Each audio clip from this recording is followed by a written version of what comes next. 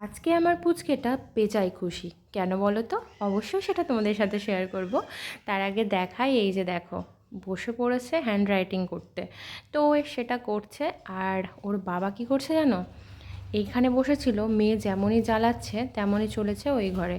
তো ওই ঘরে গিয়ে কাজের নামে ফাঁকিবাজি। কাজ তো করছে, তার সাথে করছে হচ্ছে এনজয়মেন্ট, মানে হচ্ছে মোবাইল দেখছে। দেখো। আর এইদিকে আমি একটু প্রেশারে ভাত বসিয়েছি, আজকে একদমই সেদ্ধ ভাত খেতে ইচ্ছে হলো, তাই আমি চটাচট বসিয়েছি। আর একটা জিনিস করব, সেটা আমি তোমাদের সাথে অবশ্যই পরে শেয়ার করছি। আর আমি এই যে করছি কি দেখো, বলো তো, অতি গুরুত্বপূর্ণ কাজ। আমাদের সময় তো ইচ্ছে থাকলেও এগুলো হয়নি কোনো। ঠিক আছে, বাকিটা লেখো।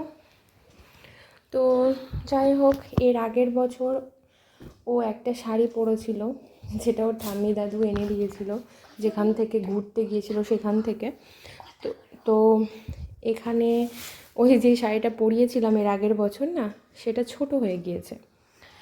তো স্কার্ট টাইপের ছিল, অ্যাকচুয়ালি শাড়ি ঠিক না, স্কার্ট টাইপের। তো এবার আমি এটা নিয়েছি। তো এই হচ্ছে ব্যাপার। দেখে কি লিখেছো? নাম। এটা নামে ম ধনতে নয়াকার ম হবে না। ঠিক করো, ঠিক করো, ঠিক করো। তো যাই হোক, এবার নিয়েছি হচ্ছে এই শাড়িটা, আর তার সাথে এই যে পুচকি একটা সায়া, ইয়েলো কালারের। পুচকি মোটেও না, এটা অনেকটাই বড় হবে ওর। আর এই যে দেখো ব্লাউজ। তো ব্লাউজটা আমি গুরুত্বপূর্ণ কাজ কেন করছি বলছি, সেটা হচ্ছে ব্লাউজটা অনেকটা বড়। তো দেখো সেলাই করে করে কতটা করেছি, তবুও ওর হচ্ছে না। তো দেখা যাক কতটা কি করতে পারি শেষ অবধি। আর আজকে গিয়েছিলাম বাজারে, তো সেখান থেকে নিয়ে এসেছি হচ্ছে এই যে ইয়েলো কালারের চুড়ি। তার সাথে আমি যেটা কম্বাইন করব সেটা অলরেডি আমার কাছে আছে। এটা শুধু পরাবো না, এটা সাইডে আমি আরও দুটো দেব, দিয়ে ওটাকে বানাবো। আর এটা হচ্ছে সানফ্লাওয়ার।